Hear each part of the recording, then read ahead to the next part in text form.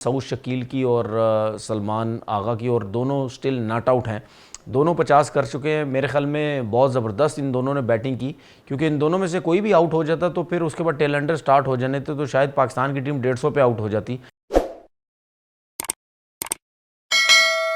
अस्सलाम वालेकुम जी, कैसे हैं आप लोग? सब ठीक ठाक हैं? आप सबको पता है कि पाकिस्तान और श्रीलंका की जो सीरीज़ है वो स्टार्ट है और आज दूसरा दिन ख़त्म हुआ। आई थिंक अगर श्रीलंका की बैटिंग से स्टार्ट करें तो धनंजय ने बड़ी ज़बरदस्त बैटिंग की, उन्होंने सेंचुरी की।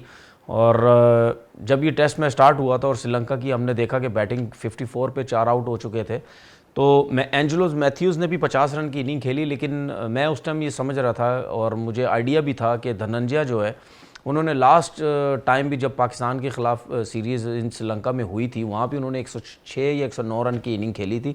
तो मेरे ख्याल में मुझे यही था कि ये इस इनिंग में भी कुछ बड़ी इनिंग खेलेंगे। वही हुआ, क्योंकि आपने देखा कि वो छठे नंबर पे आते हैं और जिस तरह वो चार्ज करते हैं स्पिनर्स को, एक जगह पे खड़े नहीं होकर नहीं खेलते। तो ये बड़ा अच्छा तरीका है एक स्पिनर्स को खेलने के लिए, जहाँ पे स्पिन बॉलर्स को स्पिन मिल रही हो। तो मेरे ख्याल में उनकी वजह से श्रीलंका की टीम जो है वो 312 रन्स कर सकी। पाकिस्तान की तरफ से शाहीन ने 3 आउट किए, नसीम ने 3 आउट किए, इब्रार ने 3 आउट किए। अगर इब्रार की बॉलिंग की बात करते हैं तो उन्होंने 31 ओवर्स किए। तो मेरे ख्याल में इस पिच के ऊपर 31 ओवर एक मिस्ट्री स्पिनर जो फिंगर स्पिनर है वो जिनको खेलना बड़ा मुश्किल है, अगर वो इतने ज़्यादा ओवर्स करेंगे, आउट तो 3 की है, इकॉनमी में इनकी बहुत कम है, लेकिन इतने ज़्यादा अगर ओवर करेंगे तो दूसरी टीम उसका फ़ायदा उठाती है। नोमान की बात करते हैं, वो बिल्कुल ऑफ कलर नज़र आए।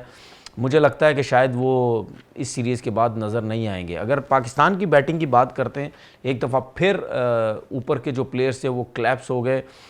इमामुल्लाह कुछ नहीं कर सके, अब्दुल्ला शफीक कुछ नहीं कर सके, शान मसूद ने कुछ रन्स किए, लेकिन वो भी लगता है बहुत ही ज़्यादा कुछ जल्दी में नज़र आ रहे थे। अब शान मसूद की आखिरी 15 इनिंग हो गई हैं, कोई 50 नहीं है। ये अब्दुल्ला शफीक के भी आखिरी 10 इनिंग्स हो गई हैं और कोई 50 भी नहीं है।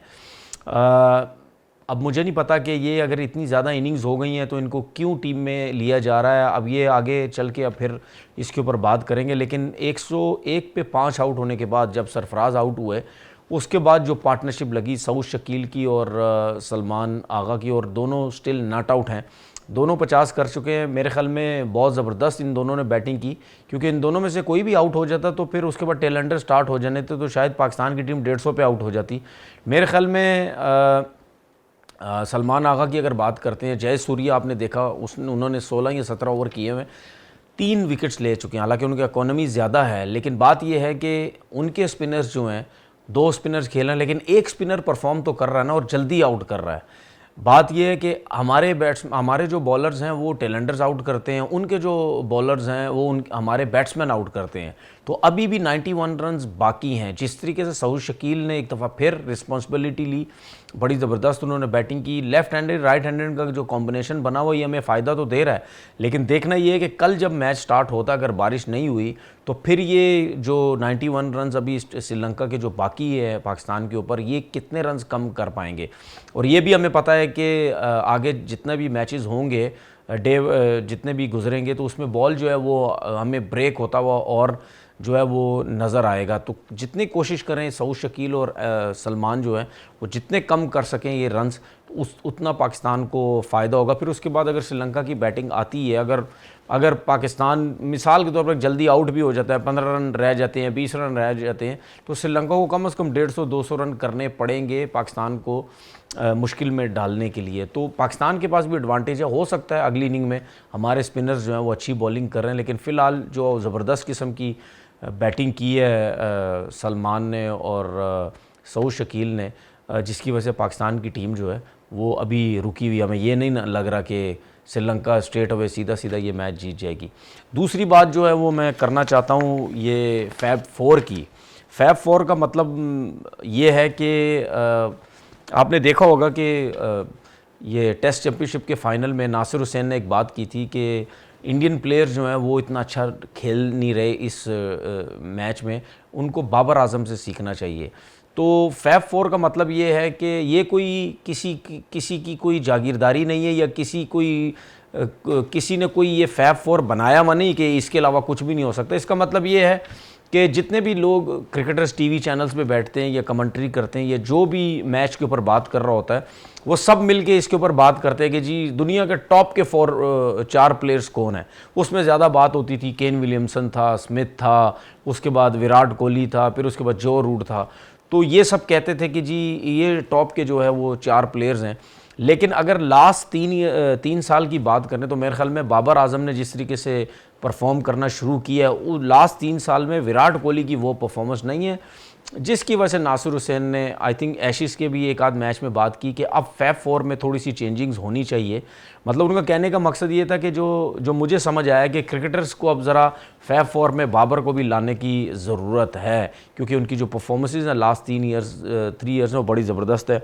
मैं विराट कोहली की लास्ट 3 साल की आपको परफॉर्मेंस दिखा देता हूँ। कोई कंपैरिजन नहीं है, मैं कभी भी कंपैरिजन नहीं करता। मैं ये समझता हूँ कि विराट कोहली जो है वो बाबर आजम से बहुत ज़्यादा परफॉर्मेंस है उनकी, बहुत ज़्यादा क्रिकेट खेल चुके हैं, सेंचुरीज़ भी ज़्यादा हैं, रन्स भी बहुत हैं।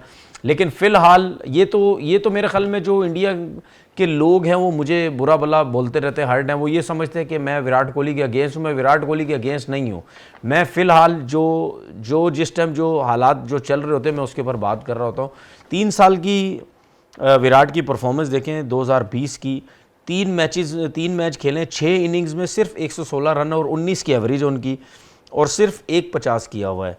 2021 में 11 मैच खेले हैं, 19 इनिंग्स में आई हैं उनकी, 11 मैचेस में 536 रन और 28 की एवरेज है और 450 किए उन्होंने। 2022 में 6 मैच खेले, 11 इनिंग्स में 265 रन किए, 26 की उनकी एवरेज है और एक जो है उन्होंने 50 किया। इसका मतलब ये 3 साल के अंदर इनका कोई 100 नहीं है, इन्होंने सिर्फ 650 किए हुए हैं। तो एवरेज भी आप देख लें, रन्स भी देख लें, ये कुछ भी नहीं है। उसके मुकाबले में हम बाबर आजम की बात करते हैं। 2020 में बाबर आजम ने 4 मैच खेले, 6 इनिंग्स में 38 रन किए, 67 की एवरेज है, 1 100 है और 2 50 हैं। 2021 की बात करते हैं, 8 मैच खेले हैं, 13 इनिंग्स में 416 उनके रन है, 34 की एवरेज है, 4 50 की हैं। उसके बाद 2022 की बात करते हैं, 9 मैचेस में 17 इनिंग्स खेली हैं, 1184 रन है बाबर आजम के और ऑलमोस्ट 70 की उनकी एवरेज है, 4 100 हैं और 7 50 हैं। मतलब 2020, 21 और 22 में विराट कोहली ने सिर्फ 6 50 किए हैं और कोई उनका 100 नहीं है। और इन 3 सालों में बाबर आजम ने 5 100 किए हुए, 5 100 किए हुए और 13 50 किए हुए। तो ये मुझे बताएं। बाकी मैं स्मिथ की तो बात ही नहीं कर रहा, ना जो रूट की बात कर रहा हूँ। केन विलियमसन की भी मैं आपको ज़रा थोड़े से रिकॉर्ड दिखा सकता हूँ। केन विलियमसन की भी 2020 में 4 मैचेस में 6 इनिंग्स हैं, 83 की एवरेज है, 54 उनका जो है वो स्ट्राइक रेट है और 2 100 हैं और 1 50 है। 2021 में 4 मैचेस में 7 इनिंग्स हैं, उनका भी 65 की एवरेज है, 1 100 है, 1 50 है।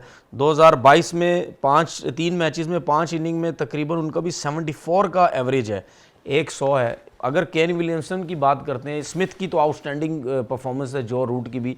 तो मेरे ख्याल में विराट कोहली वाहिद ऐसा प्लेयर था 3 साल में, लास्ट 3 साल में, कि उनकी परफॉर्मेंस इतनी अच्छी नहीं थी, उनकी जो फॉर्म थी बहुत बुरी चल रही थी, उनको तो टीम से ड्रॉप करने की भी बातें हो रही थी, लेकिन वो प्लेयर इतना बड़ा था जिसकी वजह से उनको खिलाया गया। तो मेरे ख्याल में इसमें इंडिया वालों को बुरा मनाने की ज़रूरत नहीं है और हमें बुरा भला बोलने की ज़रूरत नहीं है। ये फैब 4 किसी की जागीरदारी नहीं है। और एक तो एक्स क्रिकेटर ने सुना ये भी बोला है कि नहीं जी फैब 4 में कोई चेंजिंग नहीं हो सकती। तो भाई क्यों नहीं चेंजिंग हो सकती? कोई आप लोगों ने फैब 4 थोड़ी बनाया हुआ है कि जी बाबर आजम नहीं आ सकता।